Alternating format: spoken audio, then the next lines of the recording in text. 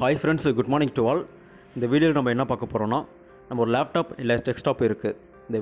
இதில் வந்து நம்ம எப்படி ரேம் அப்டேட் பண்ண முடியுமா, எத்தனை ஸ்லாட் இருக்குது, எவ்வளோ ஜிபி ரேம் இருக்குது அப்படின்றது நம்ம செக் பண்ண போகிறோம். இதுவரை நம்ம சேனலை சப்ஸ்கிரைப் பண்ணலன்னா சப்ஸ்கிரைப் பண்ணிக்கோங்க. பக்கத்தில் இருக்க பெல் பட்டனை ப்ரெஸ் பண்ணிக்கோங்க. அப்போ தான் நாங்கள் அப்டேட் பண்ணுற வீடியோஸ் உங்களுக்கு நல்லா ஃபாஸ்ட்டாக கிடைக்கும் ஃப்ரெண்ட்ஸ். இது வந்து நம்ம டாஸ்க் மேனேஜர் ஃபஸ்ட்டு ஓப்பன் பண்ணிக்கணும். ஆல்ட் கண்ட்ரோல் டி கொடுத்தோம் அப்படின்னா வச்சுங்களேன், ஆல்ட் கண்ட்ரோல் டெலீட் கொடுத்தோம் அப்படின்னா டாஸ்க் மேனேஜர் ஓப்பன் ஆகும். அதில் பெர்ஃபார்மன்ஸ் அப்படின்னு ஒரு ஆப்ஷன் இருக்குது பார்த்தீங்களா, அதை ஓப்பன் பண்ணிக்கோங்க. அதில் நிறைய ஆப்ஷன்ஸ் இருக்கும். அதில் போய் சிபியோட எவ்வளோ பெர்ஃபார்மன்ஸில் இருக்குது அப்படின்னு செக் பண்ணிக்கலாம். செகண்ட் ஒன்று பார்த்திங்கன்னா மெமரி அப்படின்னு ஒரு ஆப்ஷன் இருக்கும். நம்ம வந்து ரேம் செக் பண்ண போகிறது அதெல்லாம் நம்ம செக் பண்ணிக்கலாம். இதில் வந்து சிபியூவில் பார்த்திங்க அப்படின்னா நம்ம எவ்வளோ கோர்ஸ் இருக்குது. நம்ம i5 7th gen இந்த ப்ராசர் நான் யூஸ் பண்ணிகிட்டு இருக்குது. i5 7th genல 2 கோர்ஸ் இருக்குது. இந்த மாடலில் 2 கோர்ஸ் கொடுத்துருக்காங்க. i5 7th 2.5 GHz ஸ்பீடில் இருக்குது. ஸோ இதெல்லாம் நம்ம இதிலே செக் பண்ணிக்கலாம். டாஸ்க் மேனேஜரில் போய்ட்டு சிபியூ போனீங்க அப்படின்னா நம்ம என்ன ப்ராசஸர் யூஸ் பண்ணுறோம் எல்லாமே இதில் பார்த்துக்கலாம். நெக்ஸ்ட்டு மெமரி அப்படின்னு ஒரு ஆப்ஷன் இருக்குது. மெமரியை நம்ம கிளிக் பண்ணோன்னா நமக்கு எத்தனை ஸ்லாட் இருக்குது அப்படின்னு நம்ம செக் பண்ணிக்கலாம். 1 of 2 அப்படின்னு இருக்குது பார்த்தீங்களா, ஒன்று யூஸ் பண்ணிட்டோம், இன்னொன்று எக்ஸ்ட்ரா இருக்குது. ஸோ அதுதான் 1 of 2ன்னு கொடுத்துருக்காங்க. நம்ம இன்னொரு ரேம் ஸ்லாட் இருக்குது, நம்ம வேணால் அப்டேட் பண்ணிக்கலாம். டோட்டலாக இதில் பார்த்திங்க அப்படின்னா 4 GB ரேம் இருக்குது. நான் 4 GB டிஃபால்ட்டாக அதில் இருக்குது. இப்போ இன்னொரு 4 GB வேணால் நம்ம அப்டேட் பண்ணிக்கலாம். ஸ்லாட் இருக்குது. இதில் ஸ்பீடு பார்த்தோன்னா 2133ன்னு இருக்குது. நம்ம ஸ்பீடு இதிலே செக் பண்ணிக்கலாம். ஏன்னா ரேம் அப்டேட் பண்ணும்போது என்ன ஸ்பீடு இருக்கோ அதே ஸ்பீடு தான் நம்ம அப்டேட் பண்ணணும். ஸோ இதில் என்ன ஸ்பீடு இருக்குன்றது நம்ம இதில் அப்டேட் பண்ணிக்கலாம், செக் பண்ணிக்கலாம். இது மேக்ஸிமம் வந்து 2400 அந்த மாதிரி இருந்துச்சுன்னா 2133ன்னு காமிக்கும். இது 2400 இருக்கலாம். அப்புறம் ஸ்டார்ட்அப் போனோம் அப்படின்னா சில டிஃபால்ட்டு ப்ரோக்ராம்ஸ் எல்லாமே என்னென்னா ஆட்டோமேட்டிக்காக வந்து எனேபிளில் இருக்கும். ஸோ அது இருக்கிறதுனால சிஸ்டம் ஆன் பண்ணும்போது ரொம்ப ஸ்லோவாக இருக்கும். ஏன்னா இது எனேபிள் பண்ணியிருக்கிறதுனால.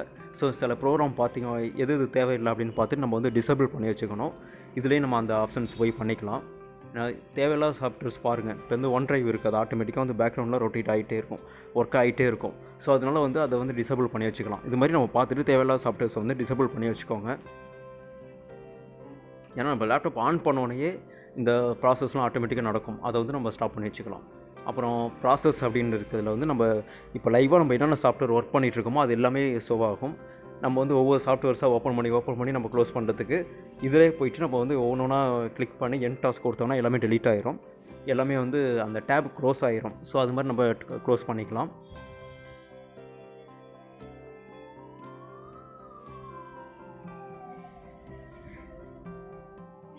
இதுலேயே நிறைய ஆப்ஷன்ஸ் இருக்குது. நம்ம என்னென்ன யூஸ் பண்ணலாம் அப்படின்றது நம்ம எல்லாமே இதிலே செக் பண்ணி பார்த்துக்கலாம். ஃபஸ்ட் நான் தேவையில்லாத சாஃப்ட்வேர்ஸ் எல்லாத்தையும் ஃபஸ்ட் நான் என் டாஸ்க்கு கொடுத்துக்கிறேன்.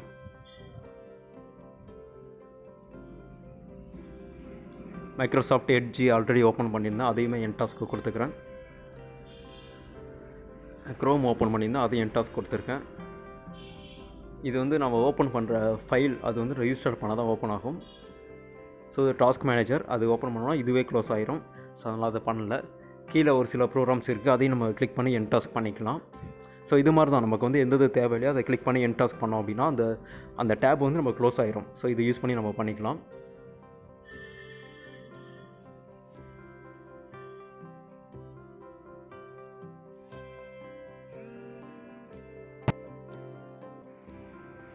ஓகே ஃப்ரெண்ட்ஸ், அவ்வளோதான். டாஸ்க் மேனேஜரில் இந்த மாதிரி நம்ம என்னென்ன ஆப்ஷன்ஸ் இருக்குன்னு நம்ம பார்த்தோம்.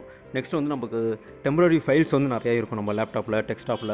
ஏன்னா அதனாலே சிஸ்டம் வந்து ஸ்லோவாக இருக்கும். ஸோ வந்து விண்டோஸ் பட்டனை கிளிக் பண்ணிவிட்டு கிளிக் பண்ணிங்க அப்படின்னா இந்த மாதிரி ரன் ஓப்பன் ஆகும். விண்டோஸ் ப்ரெஸ் பண்ணோம் அப்படின்னா, இல்லைனா ஸ்டார்ட் பட்டன் கிளிக் பண்ணிட்டு ரன் டைப் பண்ணிங்கன்னா இந்த மாதிரி ஒரு இது வரும். அதில் ஒரு ஃபோல்டர் வரும். அதில் கிளிக் பண்ணி டெம்ப் அப்படின்னு டைப் பண்ணணும். டெம்ப் அப்படின்னு டைப் பண்ணோம். அதில் டெம்பரரி ஃபைல்ஸு எல்லாமே வரும். அது எல்லாமே கிளிக் பண்ணி எல்லாத்தையுமே செலக்ட் ஆல் கொடுத்து நம்ம டெலீட் பண்ணிடணும். ஏன்னா இதெல்லாம் டெம்பரரி ஃபைல்ஸ் எல்லாமே அதிகமாக சிஸ்டம் வந்து ஃபுல்லாகவே ஸ்லோவாகிடும். ஸோ இது வந்து நம்ம எப்போதும் மந்த்லி ஒன்ஸ் நம்ம ரிமூவ் பண்ணிகிட்டே இருக்கணும். அப்போ தான் சிஸ்டம் நல்லா ஃபாஸ்ட்டாக இருக்கும்.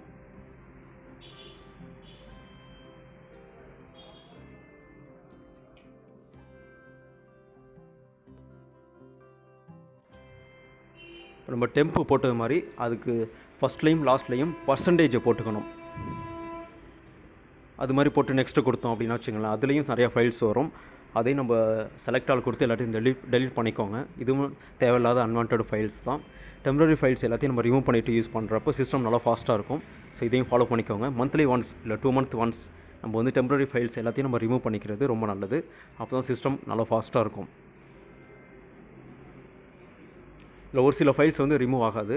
அது நம்ம ஒரு ஃபைலாக கொடுத்து ரிமூவ் பண்ணிக்கலாம். இல்லை 2-3 ஃபைலாக கொடுத்து ரிமூவ் பண்ணிக்கலாம். ஸோ எல்லா ஃபைல்ஸும் ரிமூவ் பண்ணிக்கிறது நல்லது தான்.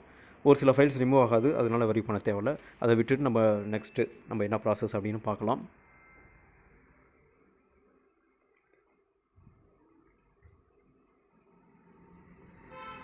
ஓகே ஃப்ரெண்ட்ஸ், இப்போ ஓவராலாக நம்ம ஒரு பேசிக்கான ஒரு ஐடியாஸ் எல்லாமே பார்த்துருப்போம். ரேம் எப்படி செக் பண்ணுறது, நம்ம சிபியோட நம்ம ப்ராசஸர், நம்ம கோர்ஸ் எவ்வளோ எப்படி செக் பண்ணுறது எல்லாமே பார்த்துருப்போம். நம்ம எப்படி டெம்பரரி ஃபைல்ஸ்லாம் எப்படி ரிமூவ் பண்ணுறது எல்லாமே பார்த்துருப்போம். இந்த மாதிரி உங்களுக்கு ஒரு பேசிக் ஐடியாஸ் வேணும் அப்படின்னா நம்ம சேனலை சப்ஸ்கிரைப் பண்ணிக்கோங்க, சேனலை ஃபாலோ பண்ணுங்கள், ஷேர் பண்ணுங்கள் ஃப்ரெண்ட்ஸ். தேங்க்யூ.